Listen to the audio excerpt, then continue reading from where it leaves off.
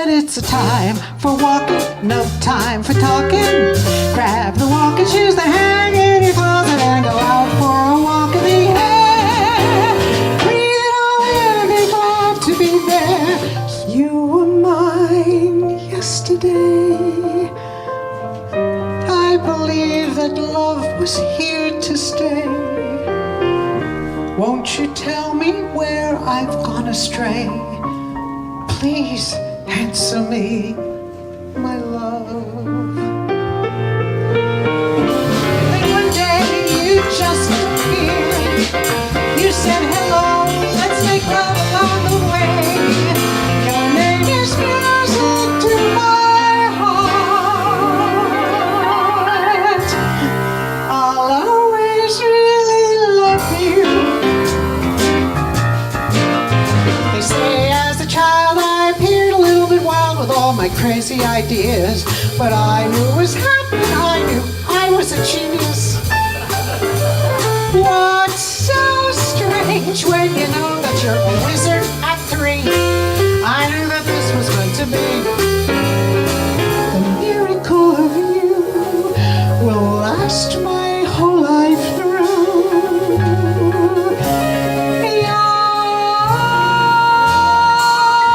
I'll keep remembering. You taught my heart to sing.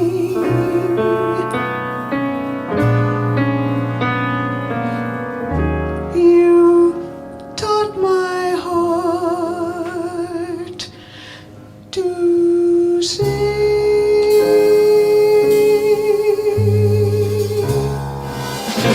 Through the fire, to the limit, to the wall, for a chance to be with you. I gladly risk it all.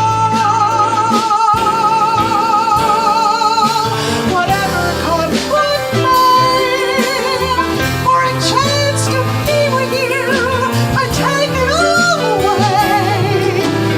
Put down to the wire, even through the fire. In Spain I did love and adore you.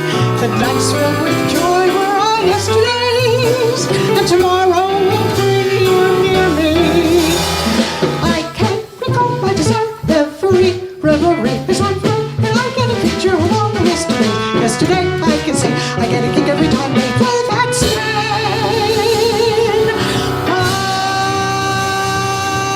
again.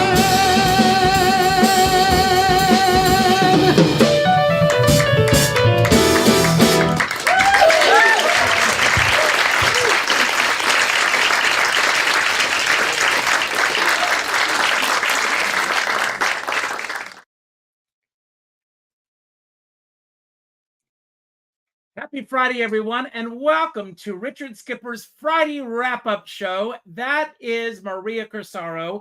And Maria, I want to let you know, I know that you're waiting in the wings, but it says that your devices are not connected. So as soon as they are connected, I will bring you on camera. Maria will be appearing at Chelsea Stages next Thursday night on the 9th, and we want to talk about her show. So God willing, she's going to get here. And since she's not here yet, officially, I'm going to bring on one of our other guests in just a moment. But before I do, as we do with every Friday, I ask, who or what are you celebrating today? There's a lot of craziness going on in the world right now. Today, I was included in a very nasty thread that went out to a lot of industry people in the business. We were not blind CC'd. We were all CC'd on the same thread. And I was amazed at some of the responses that I saw out there. Everyone, your true colors are showing. Bigotry, racism, whatever. Everyone, whether you think you are or not, we are all interconnected in this world. And when you are rude to one person, you're rude to everybody. So stop it.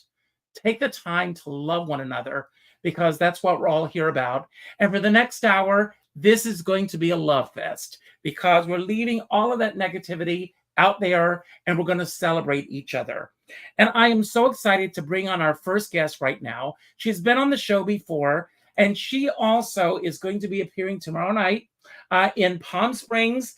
The only thing missing from her show is me. I should be in the audience at her show, Love, Loss, and What I Weighed. So, first of all, Gina, welcome back. It's so Thank good to see you. your face again. So, Thank you how so are much. you? I'm doing really well, thanks. I'm excited about my show tomorrow. That's great. How did you come up with the title, first of all? Well, there's some other shows called Love, Loss, and What I Wore, Love, Loss, and What I Drove. And when I did my CD release, which was for my CD Anywhere With You, I subtitled it Love, Loss, and What I Weighed because the songs reflected times in my life when I had lost weight and fallen in love and then gained weight and fallen out of love. And it was kind of funny. I thought, well, that's the real name of the show, not Anywhere With You. The real name of the show is Love, Loss, and What I Weigh. And so I'm doing the exact same show as I did as my CD release in March at Catalina's in Hollywood, but I've named it differently. Well, it's very interesting. This morning I was watching The View, and Tamara Hall was on The View, and she was telling this story that years ago she was supposed to be part of this panel of women, and she was not at that time a mother. And the producer pulled her aside and said, I don't think that our audience is going to really relate to you because you're not a mother, and this show's about motherhood and everything. And she said, but I'm first and foremost a woman, and women will relate to that. And I want to ask you, based on the title of your show, do you base your self-worth, or have you, on what you have weighed either in the past or presently? Without a doubt. And I was over 250 pounds for 15 years of my life. Wow. So it definitely defined me. I was far away from the weight I am today. And I've got to tell you, it really boils down to my health because I was dismayed that I couldn't lose the weight because I really intended to. I just wanted to be normal. I wanted to wear a bathing suit to the beach. I just wanted to buy clothes in a regular store. I didn't want to become some model and skinny mini. I wanted to just be normal. And I tried. And every time I tried to lose weight, I gained back even more. So it was a trap. But to answer your question, I definitely defined myself by how much I weighed. I was in the fat shaming family that had an intervention for me at age 13 and told me I had to lose weight. And I weighed 154. I was 5'7", and they shamed me. And I vowed revenge. So I really worked my whole life to be thin. And a lot of people have accomplished a lot more than I have, but I today have my health. And that's what I'd like to underscore, that yes, I feel I look better, but all my statistics, all my tests at the doctors come back normal now. And I don't have bad knees and I don't have a bad hip. And one of my obese brothers has had both of his knees replaced, both of his hips replaced. He's got other issues that I don't have. Well, God bless you. I mean, we talk about, all that's out there, the racism, bigotry, everything. Ageism is very much in the news right now. Do you feel that people feel that they have almost a free pass to make fun of people who are overweight, or to treat them less than because they're overweight?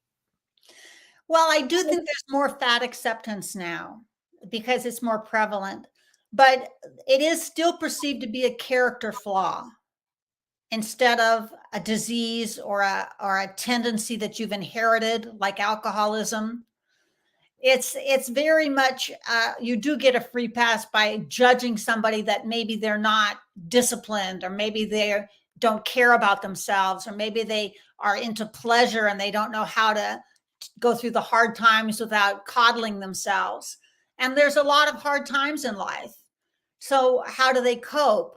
And they can be judged for that.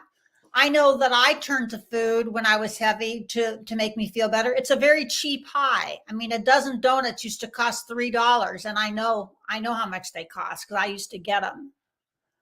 Well, tell me about the biggest change for you As an artist on stage, being at your ideal weight now and the comfortability of doing what you're doing.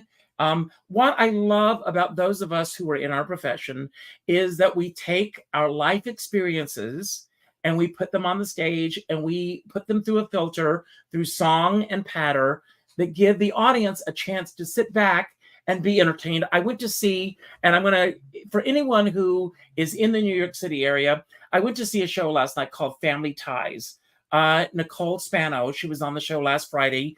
Phenomenal show about her family, growing up in an Italian family, and the positives and the negatives, although there aren't really any negatives. Families are families are families. And it was just such a positive show. And I just sat back and I just thought, what fun to sit back and that she's taken it and put it through that lens. Talk about yourself and your own lens. Well, in my own show, it's funny until I lose the weight. Then I'm happy. And I'm sustained the weight loss like I never did before. I never could sustain weight loss more than 1.5 years or 2 years because I lost the weight on my own. Then I finally had the gastric bypass. It took me 2 years to lose 130 pounds. And Wow. I've kept it off for 25 years, Richard.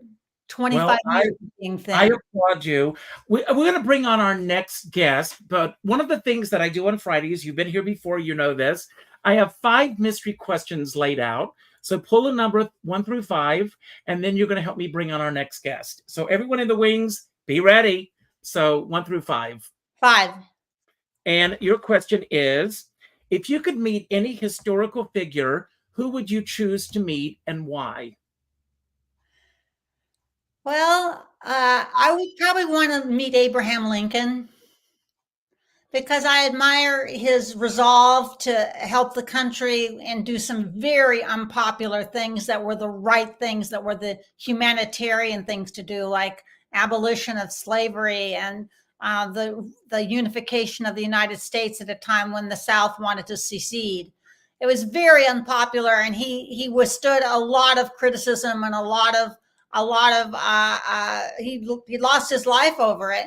But I admire him, and he's like the #1 person. The most books that have ever been written about one person, at least in the United States, have been about Lincoln. That's great. So you're going to bring on our next guest. So pull the number 1 through 3. 3. And she's been on the show before, and it's so good to see her again. And that's Hillary Rollins. Hi. So how are you? You and Gina are meeting here for the first time today. Hi, Gina. Hi, So Hillary. it's been a while since you've been on the show. So what's been going on? Well, I think I was on back in June, was it? Or April, May, June, something like that. Yeah. And I was, at that time, I was producing a show with John Forster. I was really his producer for that show, but I'm also a songwriter and a singer. So this time I'm doing my own show. Actually, it's a variety show with 6 performers, but 3 of us are the co-hosts and co-producers. And, it's a whole other ball of wax, isn't it? Tell us about the show. When, where, and how. So the show is tomorrow night, November 4th, Saturday, 7 p.m. at the Green Room 42, which is upstairs at the Yotel Hotel on 42nd and 10th. It's a lovely room, and it is we call it the right to cabaret, because talking about everything going on in the world today, I always say, when I first came up with that idea, it was that did I have the right to cabaret? Now I think I have the responsibility to cabaret, because we need a little light and entertaining, and as you say, just loving energy in the world. And there's so much of that in the intimate art form of cabaret. So go ahead. It's interesting that at the most difficult times in our nation's history, in the world's history, that artists have always taken that and put a spin on it, whether it be in live theater, live cabaret, film, music, everything. You're a writer yourself. I am. How much of your material will find its way into the show tomorrow night? Well, because there's 6 of us on stage, and we really set it up to feature a really interesting variety of artists. There will only be 2 of my songs, but there are going to be a lot of original songs by other wonderful writers. For instance, John Forster is going to be our. So the format of the show is that we have the 3 of us are. I'm a singer-songwriter, and I have 2 singer co-producers, and then we always have 3 guests. And the setup is that we have sort of an up-and-comer, somebody who's usually young, but in any event new, and we think super talented and kind of the future of cabaret and Broadway. And we have a singer-songwriter, because we really, really like to focus on the song. And I think that's also just true in cabaret. The material is so important.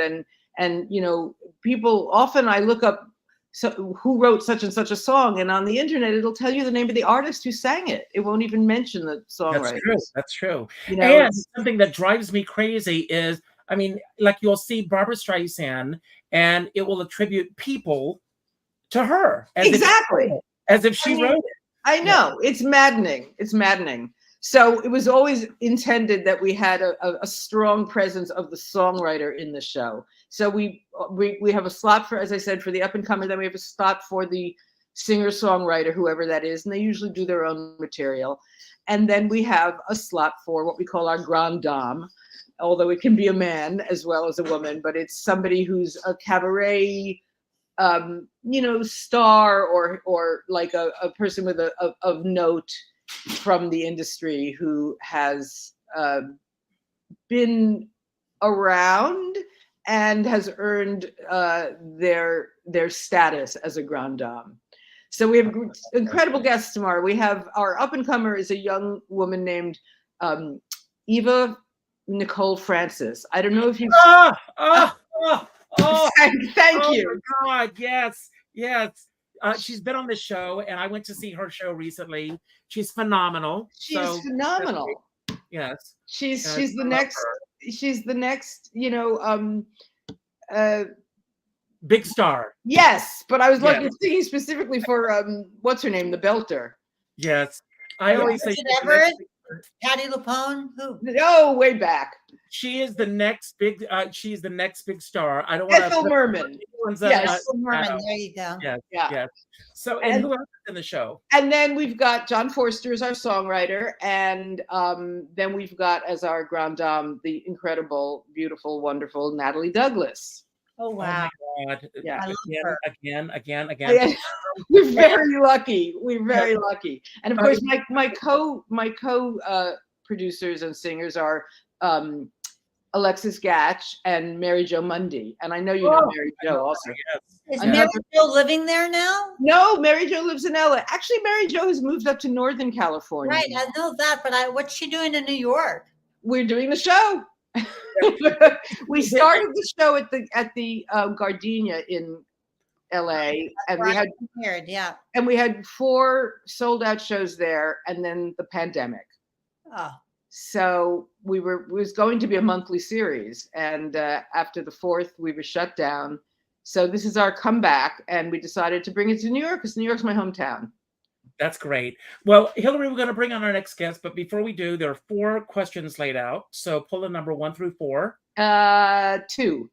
And your question is, take a moment to identify what being a good person means to you in today's world. Wow. That is a heavy question, Richard, but I will say, you know, I wrote a song called "While There Is Still Time," and the hook of it is we should be kind while there is still time, because times are running out for all of us, always.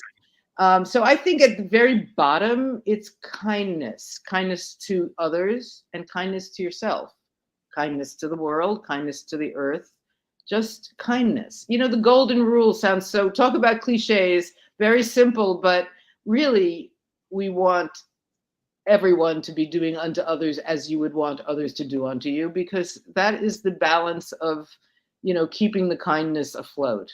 So I think that's the big one. And that is the tenet of all religion. It is true. every religion, that's where it all stems from.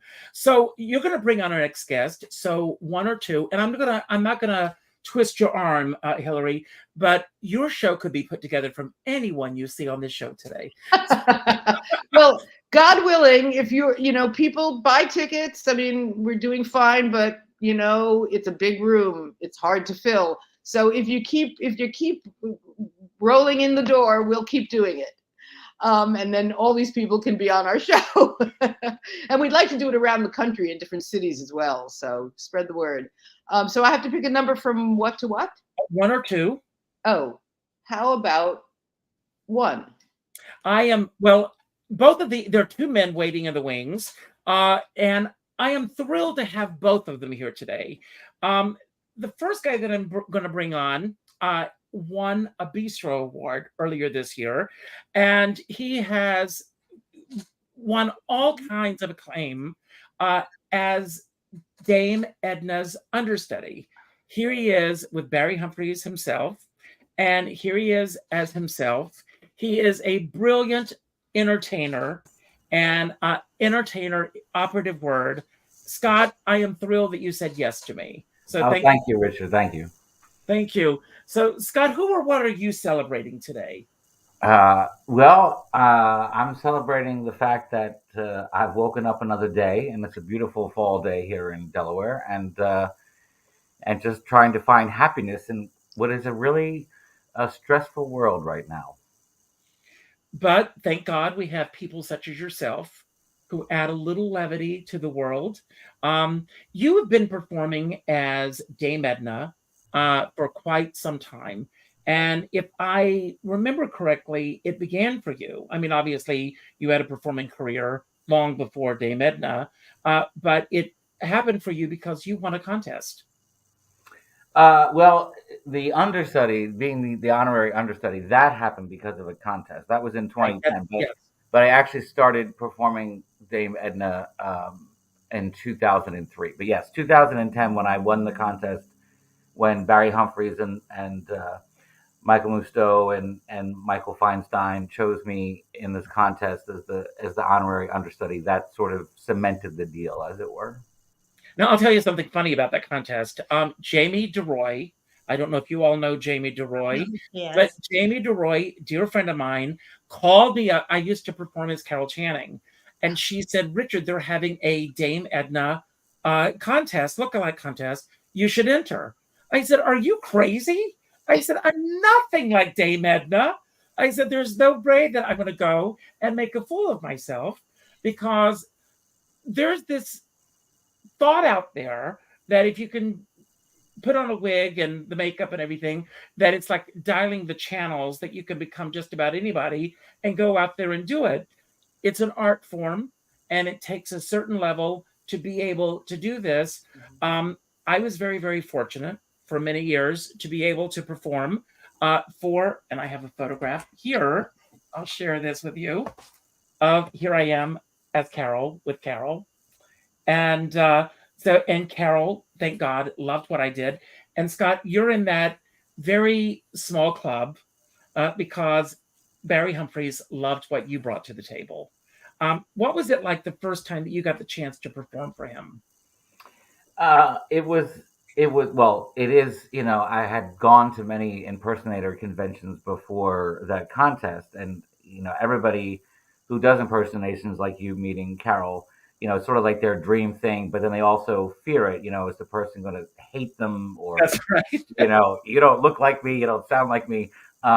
So, winning that contest and talking to Barry, I mean, he's just one of the most generous performers I've met a lot, and backstage at Broadway shows, and some are really divas that I would never want to meet again. And but Barry was just so generous with his kindness and his support of me. I mean, I told him when we met after the show or after the contest that I've always up until then was doing my own material, and he said, dear boy, if you're going to impersonate me, then by all means steal my material. So that was a wonderful thing to be able to actually use some of his material and mix it with mine. So it was very exciting.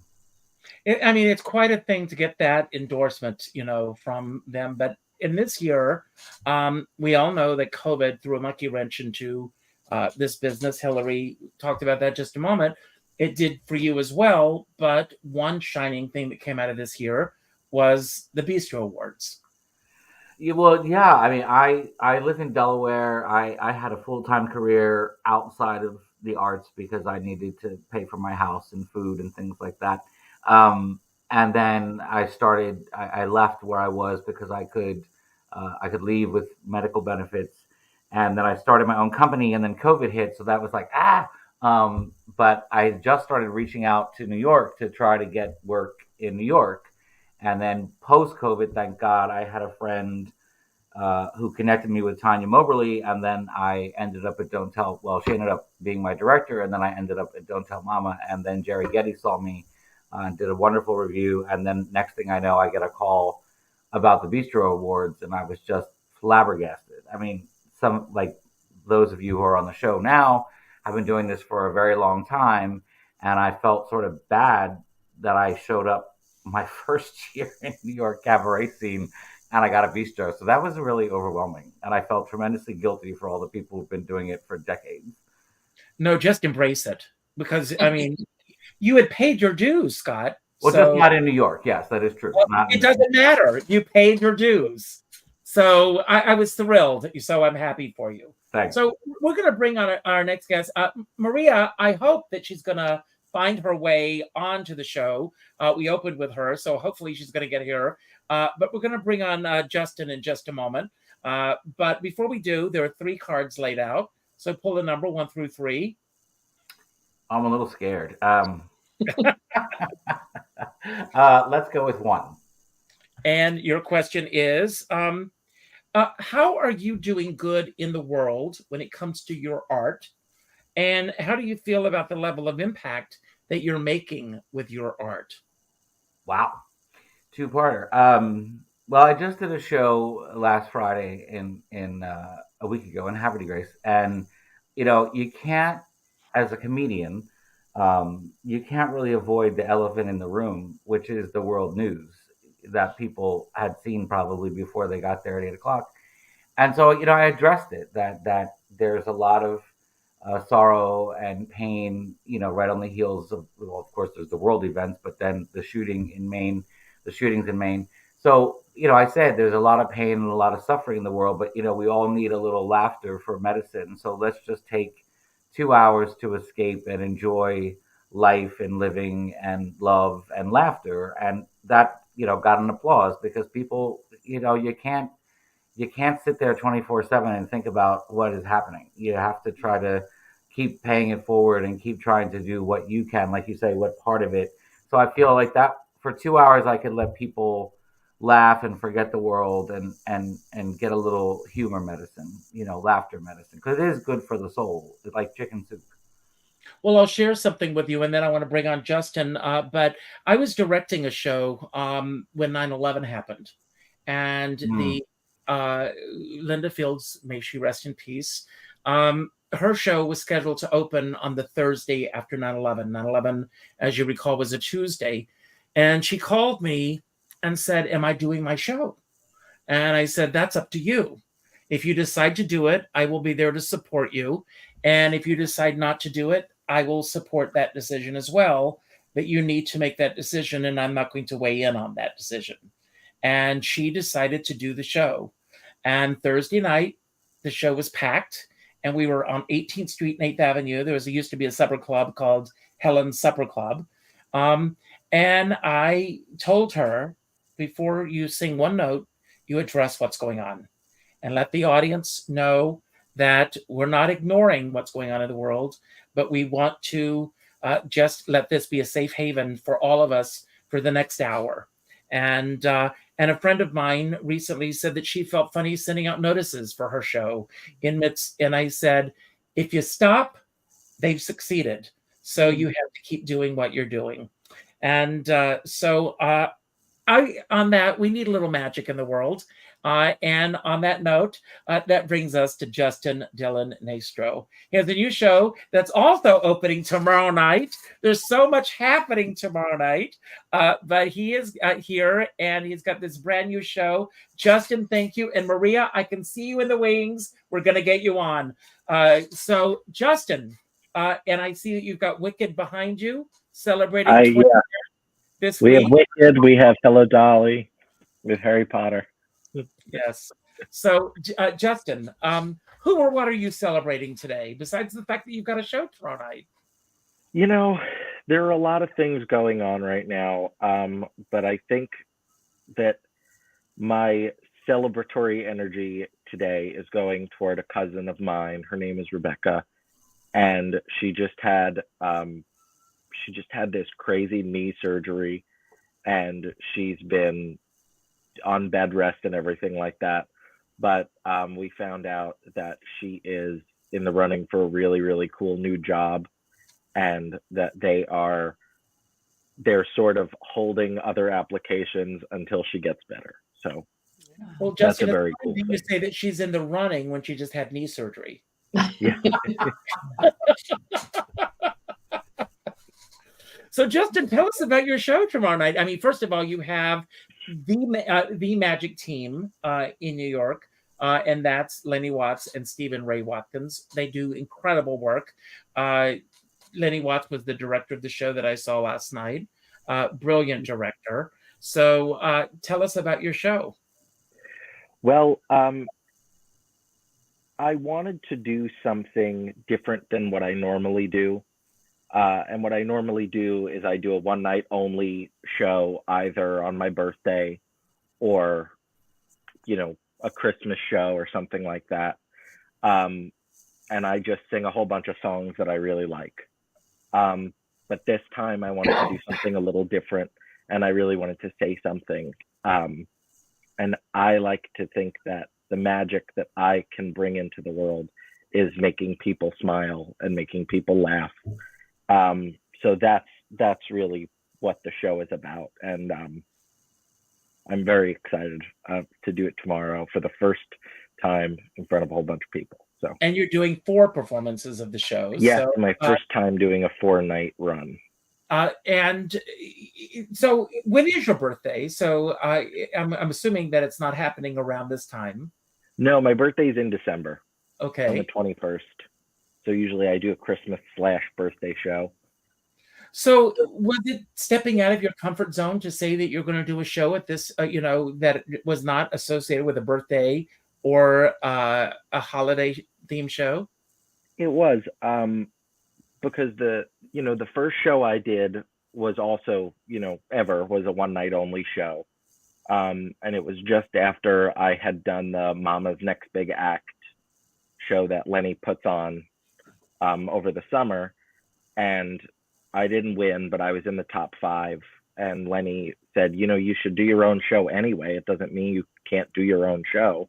So I put a show together that was sort of about what made me want to be a performer.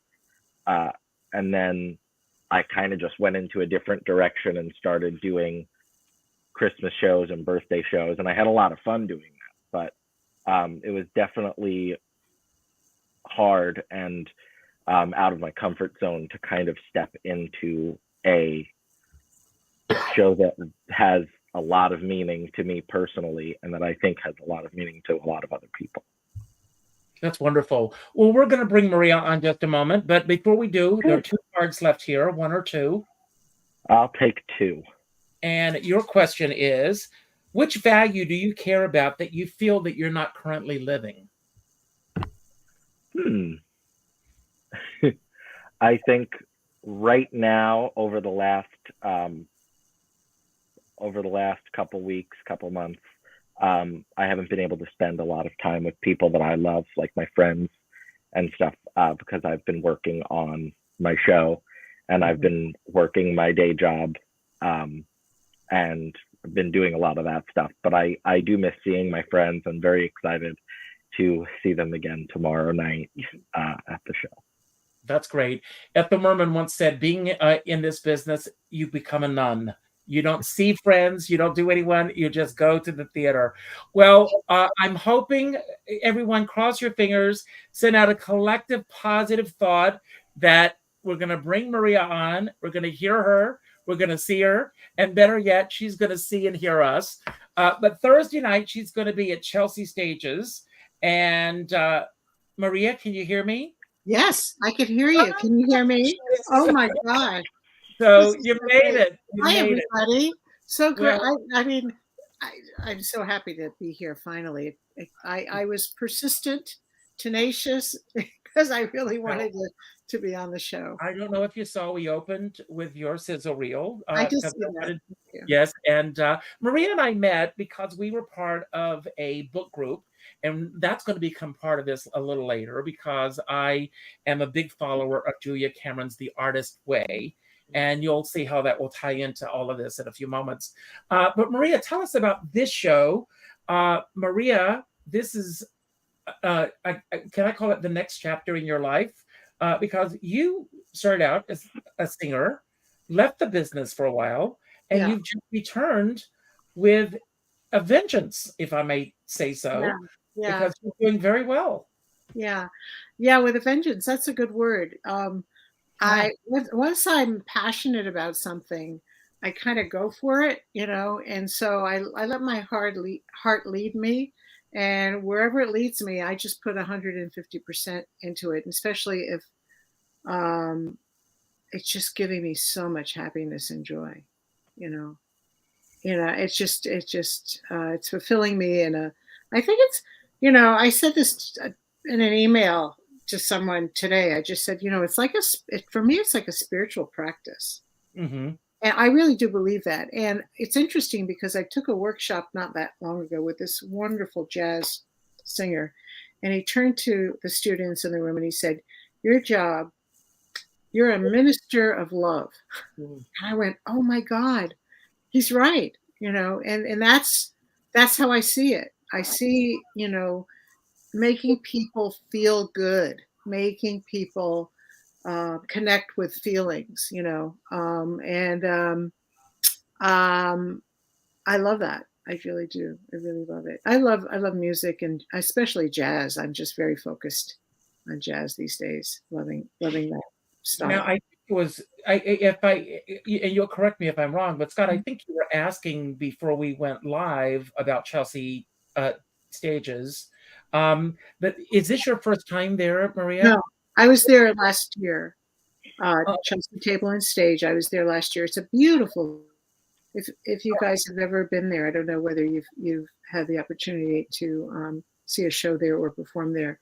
It's kind of I don't know. It's not over the top, fancy like you feel uncomfortable. It's very comfortable, but it's elegant in a relaxed kind of way, if you know what I mean. It's got a great vibe, and the stage is really, I don't know, as a performer, it feels really right. And I think that's really important when you find a place that feels great.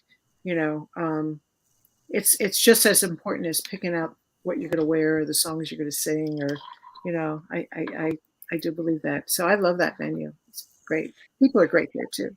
Maria, there's one question left, and it's yours. Okay. And it says, what thing are you most, well, as a teenager, Oh. what was the one thing that you were most scared to tell your parents? Oh, I know as a young adult what the answer would be. Okay, go ahead. Oh, as a young adult, like I moved to Greenwich Village, and I was living with my boyfriend, and I never told my parents because I thought they would I don't know, they couldn't handle it or something. I don't know. I didn't give them any credit. So when I told my mother, she said, "Oh, okay, but don't tell your father. Whatever you do, don't tell your father." And then years later, my father said, "Ah, gosh, I knew all about it." Well, as I mentioned in the PR for today's show, it's National Cliche Day. So, Gina, I want to ask you: do you have a favorite cliche? Let me see. I have that one where don't knock it till you tried it. Okay. Hillary? I have so many, but I think the one that I just came to mind was everything in moderation, even moderation. I love that. That's a good one. That's a cliche with a spin. I love it. Scott? I think time flies by when you're having fun, That's a good one. because I can do a show and then suddenly I look at the clock and I'm like, oh my God, I've been on stage for 2.5 hours and I need to get off because people need to go home and I don't know where the time went. And I'm sure they don't want to. Justin? My favorite is Like a Kid in a Candy Store. Oh, that's a good one. That's a very good one. And I like Maria? that one. I like his. Okay, how about this one? My mother would say this all the time: think before you speak. My favorite is put one foot in front of the other. Oh. Just keep going.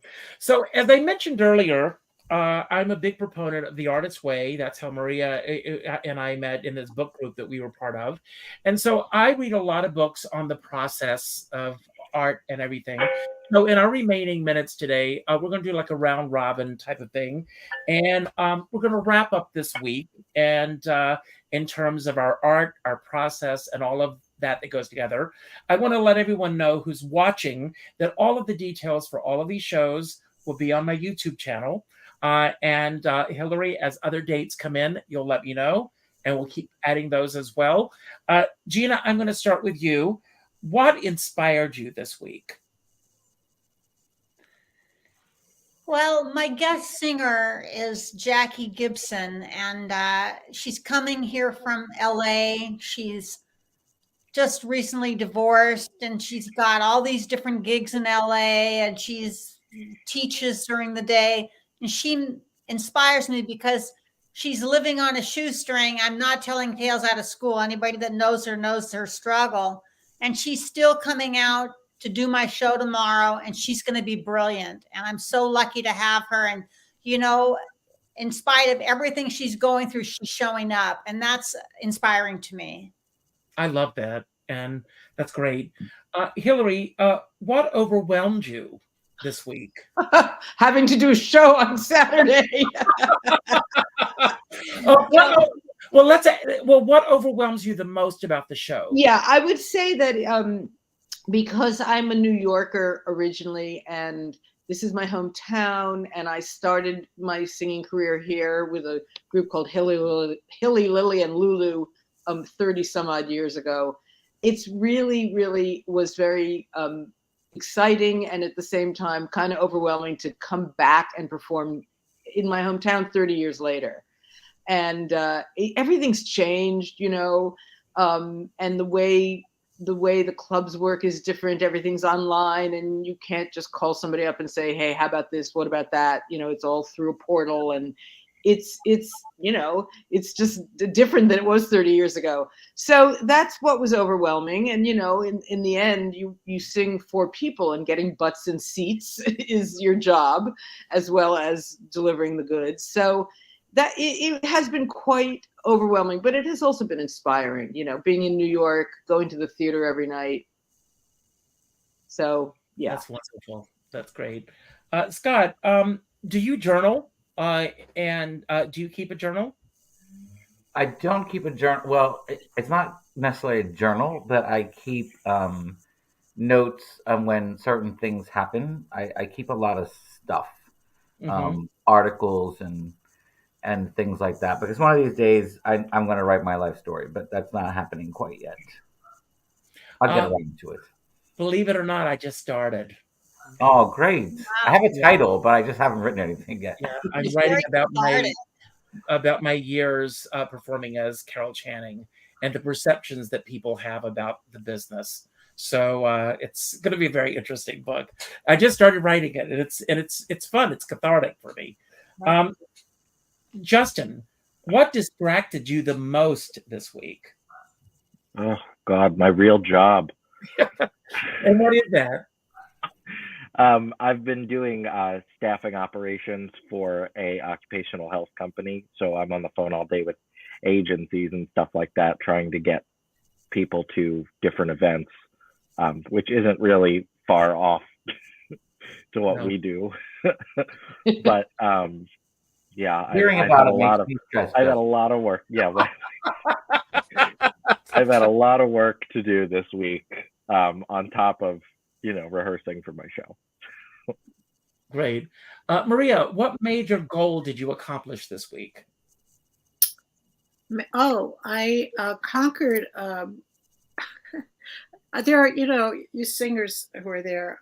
You know what it's like when there's like you learn a song and you learn it. There's like one note that you learned wrong. So what I conquered was learning like 3 notes and 3 different songs correctly, and it took a long time because I had it in my brain the other way. So really getting those half step intervals correct. So that was something I accomplished. I feel very happy about that. That's great. And that is, and for anyone out there who doesn't know, as a singer, when you get that moment, it's like nirvana. I mean, it's just the most incredible thing. Gina, what did you procrastinate on this week? Oh, my patter. I have rewritten it, but I haven't practiced it. So today I finally did the whole show, and it wasn't as bad as I thought. It turned out fine, but I procrastinated doing the whole show run through with the patter, and that's what I procrastinated about. Okay, but you got it now. You're ready for tomorrow night. Hillary, what was you mentioned earlier? What overwhelmed you? What was freeing for you this week? Oh, what an interesting question. Wow,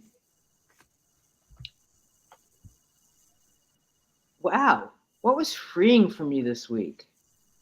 I think getting perspective on, I got terribly caught up in, I've been traveling a lot and doing a lot, and the show is coming, and I just got very stressed.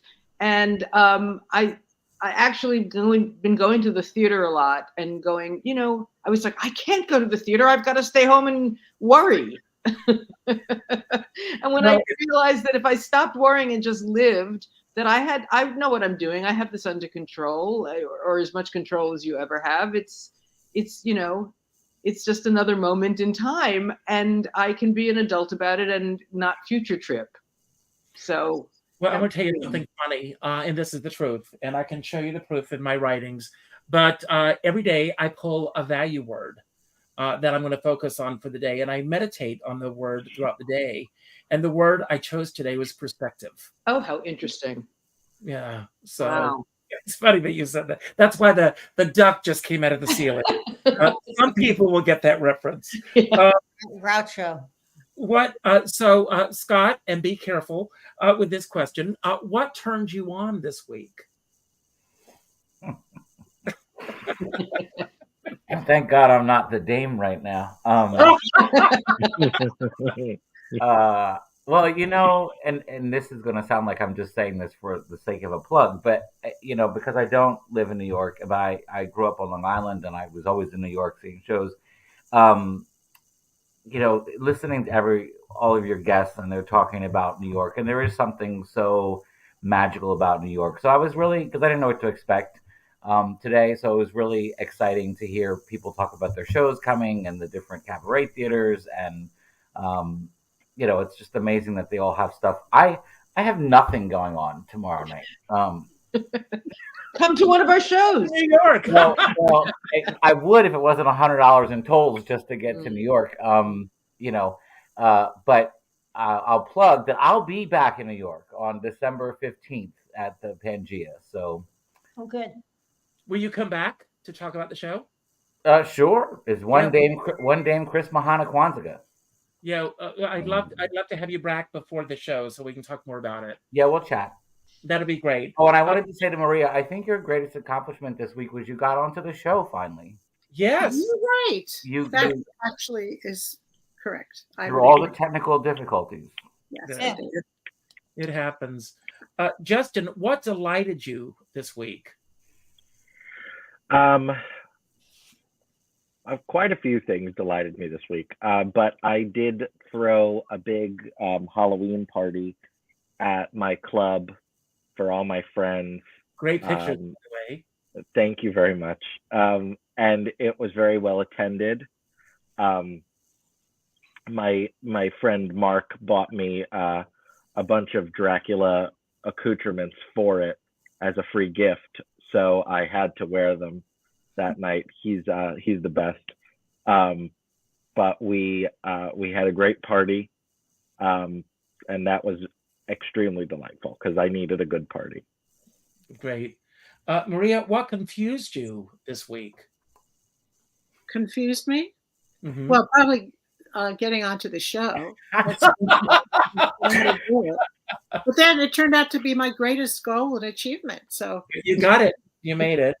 yeah. Gina, what bothered you this week?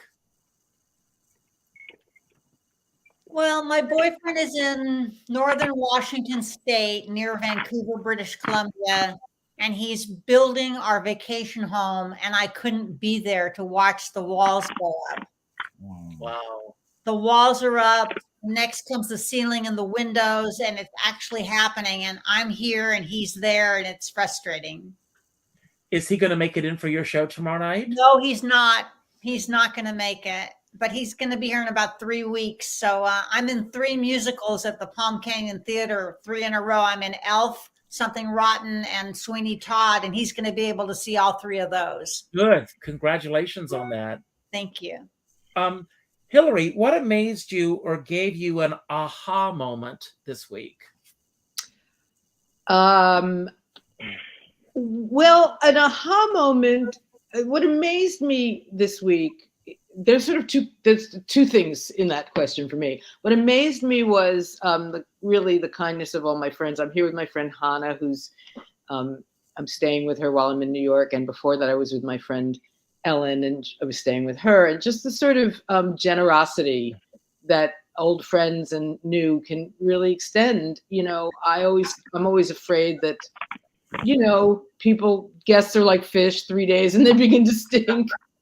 And but I've found that, I'm always amazed at people's kindness and generosity in that way. And an aha moment, I think I would have to say, was realizing how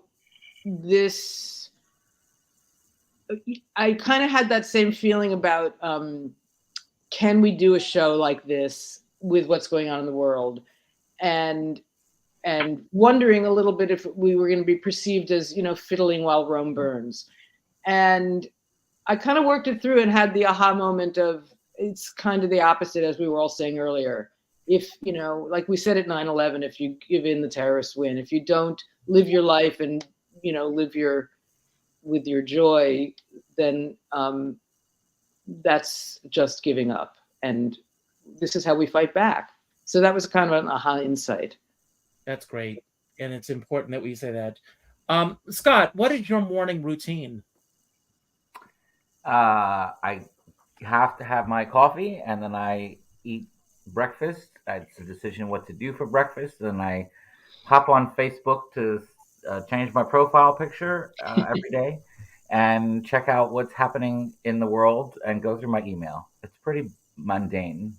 But well, it's similar, so that's good. It's not that mundane. And I have to tell Hillary, you have the most infectious smile. Yes. Thank you so much. Yes. It just makes me want to smile more. I mean, I don't typically smile, but you just have a great smile. Well, thank you, Scott. So, Justin, how often do you say yes? I guess mostly. I mean, I say yes to anything. I'll try anything once. You know me. Good for you. And Maria, how often do you say no? Not often, but you know what's happening, which is I'm really trying to instead of automatically saying yes, which means I'm not saying no. I'm trying to really, when someone asks me something or I'm thinking about something, I spend some time, I go inside and I see if it's really right for me. So that's something that's more recent that's happening, and I'm appreciating my guidance, letting me, offering me my divine self, offering me, advice as to say yes or say no, what feels right. I have what I call a joy meter. So if the meter, if the arm of the meter goes all the way to the right, it's something I want to do. If it wavers or starts to go this way, I say no.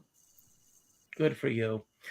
I love all of you so much, and you all inspire me. So I want to thank you all for being here. I want to thank everybody who showed up. I know that I can speak for every artist when I say this. When you show up, we don't take it lightly. So thank you all for being here. I want to recommend this great book I'm reading. It's called Indistractable: How to Control Your Attention and Choose Your Life. It is a great book. And I am working with Patrice McKinley, who is an incredible career coach. And I had, an epiphany, aha moment last night. Her teachings are based on the teachings of Bob Proctor. And his practice was thinking into results. And one of the things that we all do, and especially in today's world that we're living in, we really respond to what's going on out there and react to it instead of responding to what's going on inside of us and putting out into the world. And I think that right now, a lot of anger, a lot of hatred, a lot of negativity is going out there. I have a theory about all that. I think it's because people have become detached from one another. And I think that empathy is something that we all need to carry with us at all times. I'm going to give each of you a chance to have your final word today. It could be about anything that we spoke about that you want to build upon, anything that we didn't talk about that you wish we had, or just any final message that you want to leave everyone with today. And I'm going to pick the next person. And when you finish, you'll pick the next person. And when the last person finishes, all you need today is say goodbye, and I will end the show.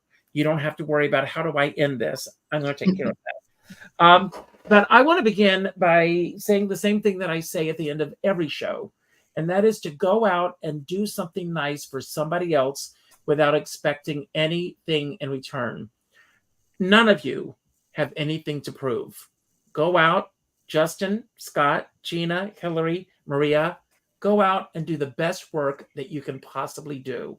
And do it for the sheer joy of entertaining your audience. And if you do that, the audience is going to be entertained, and they're going to want to have a good time, and they're going to want to come back.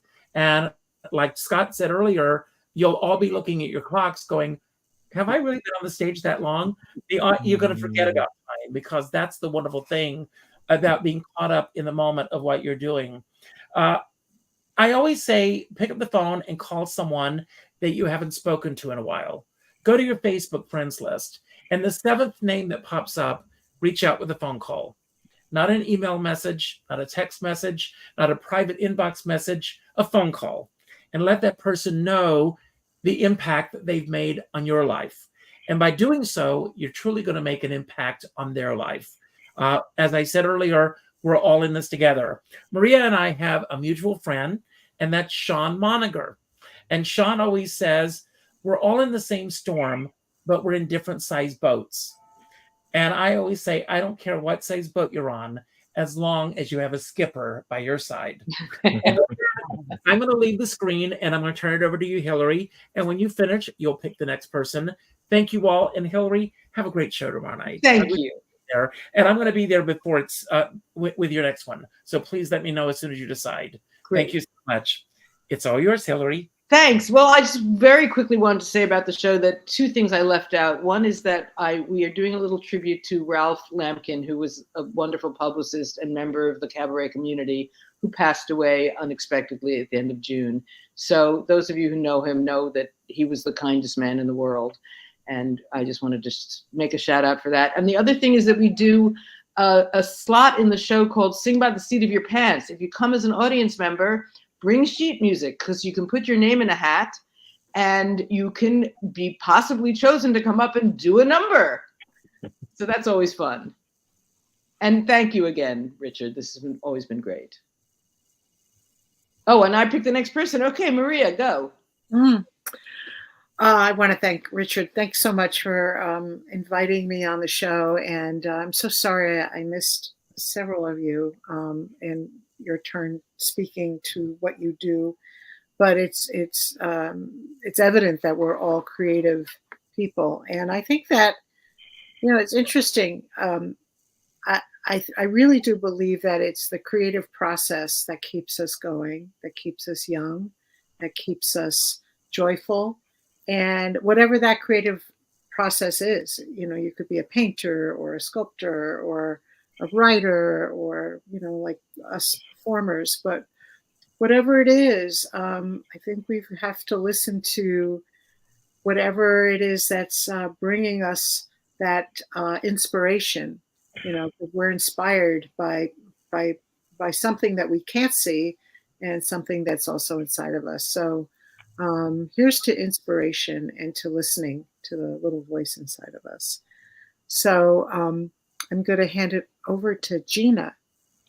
Thank you, Maria. Thank you for having me, Richard. It's been always an enlightening time to hear what everybody has to say and their interesting questions. And I get asked this a lot. How did I do it? How did I lose 130 pounds and kept it off and keep it off? And it's a long, long story, but anybody that's suffering, anybody that's listening is wondering, how do I deal with this burden of obesity or any other problem you're dealing with? I'm going to quote Maya Angelou, and that is, when you know better, you'll do better. Educate yourself, find out about your body, what's going on with it, and start somewhere. And then learn what works for you, and don't ever give up, because that's how I succeeded. I didn't know everything at the beginning. I had to start somewhere, and it was for my health. And your health is the number one thing. If you lose sight of that, you're lost.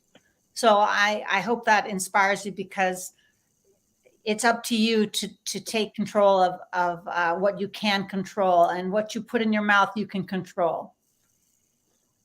So Scott, go ahead. I do want to thank you, Richard, for being here. I know you're going to have me back to talk about the show, so I'll make this quick because I know time is fleeting. But I would say, in the best Dame way, and it's a cliche, enjoy every day like it's your last, blossoms, because one day you'll be right. Take it away, Justin. Thank you guys for hanging out. Had a great time. I'm excited for the show. I hope everybody will consider putting me on their calendar. I'll just say, make time for your friends, make time for your family, and good night.